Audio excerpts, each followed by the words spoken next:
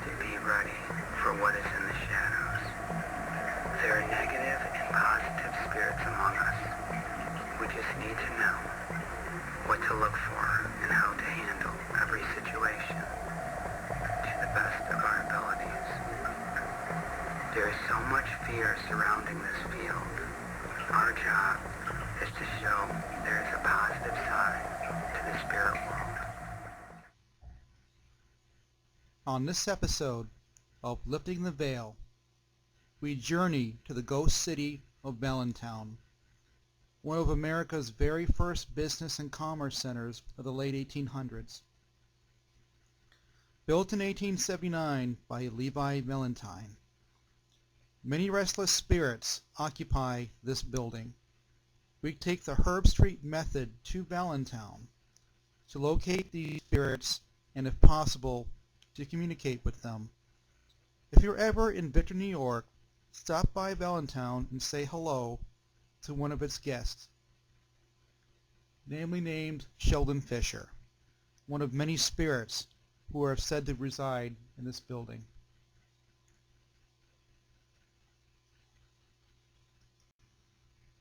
The Valentown building has a mystique all its own. Is Valentown actually haunted?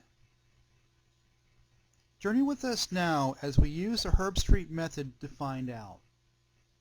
To finally get answers on this mysterious building, which was once a business and commerce center in the late 1800s.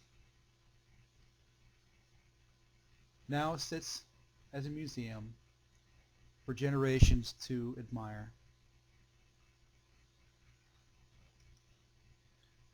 Some of the more known spirits here in Valentown would be Sheldon Fisher, Levi Valentine, and a small girl named Sarah has been known to rustle a paper on the windows of the ballroom, or even be found in the basement.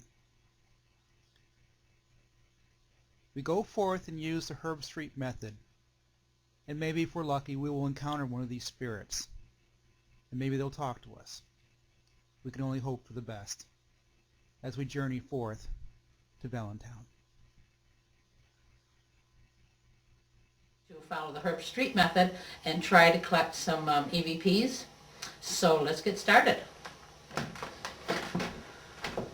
All right. Joining me is Charles Schwab. Hello. We're both members of Flash and Seneca Paranormal. One of our things that we've learned from Herb Street is to try to verify your evidence, which means we have a video camera going here. And you can clearly see all of our equipment on the table so that you'll see there's no manipulation. This is a K2 meter, and Charles can tell us a little bit about K2s briefly. Oh, K2s mainly is our EMF. It's a higher range of EMF indicators that they measure the electromagnetic field that's usually generated in a normal household environment. Electronic fields can actually cause people to hallucinate, feel uncomfortable, almost kind of like play with your minds in a sense, and even have adverse effects on a person's health. And too much exposure to it can be fatal. That's why EMF indicators are designed to indicate how much levels of electromagnetic field are generated in a household. These are mainly used for electrical contractors when basically measuring how much electromagnetic field is generated in a household environment. Usually if it starts to spike up into the red, that means it's a very high field, as it's usually you're next to either like a circuit box or possibly even the ground. We'll see if it lights up. I don't know that if you can see. No. No. Or even like your normal cell phones can even generate electromagnetic field. If this is on, it's powered up. Sometimes they can generate. Cell phones have been known to generate electromagnetic field and set off the K2 meter. Then usually if you buy a power box or a power source, it will measure it. Now in theory, they say that the paranormal activity, like spirits, can actually manipulate the electromagnetic field. They're mainly ghost spirits that are generated of like electrical energy. And they can actually manipulate, you can actually have a conversation with a spirit using the K2, which is very effective. Another case, this is another one called the tri-field. It works on the same principle. And the tri-field measures its different meters all in one box. The K2 is very effective in measuring electromagnetic field, and actually, if you want to talk to a spirit, this is a device to do so. It's thought that if the spirit's energy gets close enough to this, it will add more lights to this. It'll be a stronger current, I guess, whatever you would say. So if you see this starting to come up and spike, it may mean that there's a spirit coming closer to you.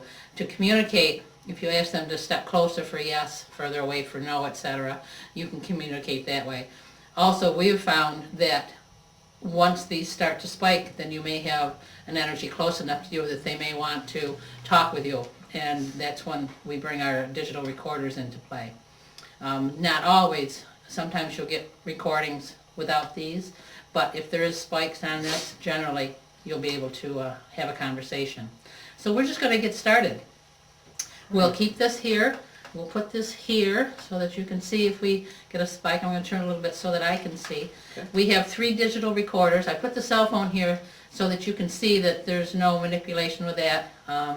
This would have to light up in order for a call to come in and to trigger this, but as you saw, it doesn't even really, so we'll just put that there just so that everyone can see. Actually, I'm going to put it here because I'm not sure you can see over there. We do have 3 digital recorders here. Okay, Olympus and This is an RCA. an RCA. This is another Olympus. It's an older model, but it's the same, basically the same as hers. The only difference is that her model can actually, you can download using a USB hookup. That's the only difference. Okay, so let's see if we can get some messages. Ready? Okay, And record. all right, go ahead, I'll let you. Who's here in this room right now with us? Can anybody tell us?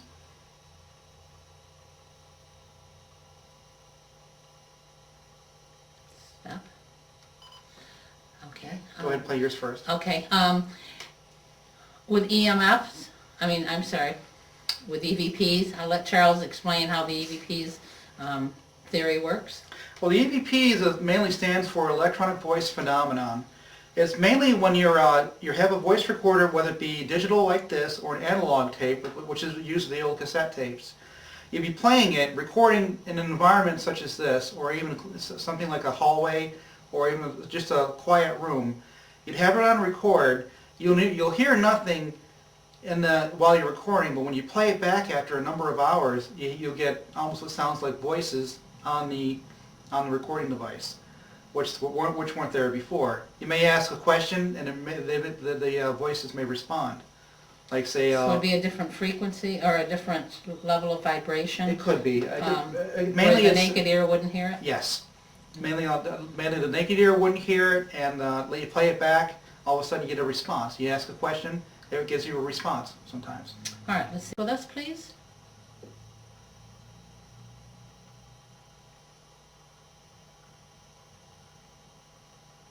Okay, off.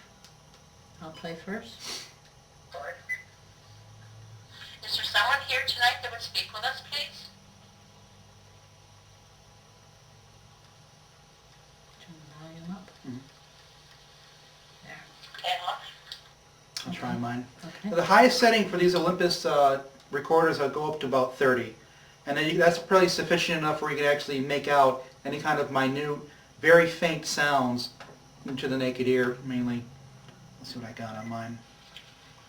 Is there someone here tonight that would speak with us, please?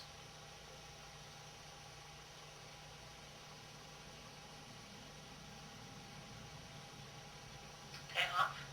Okay, also notice we haven't got no activity in the K2 at all, so right now we haven't got no spikes.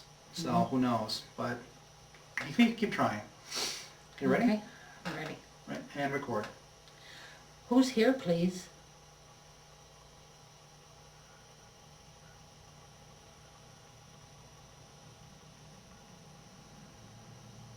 Okay, off.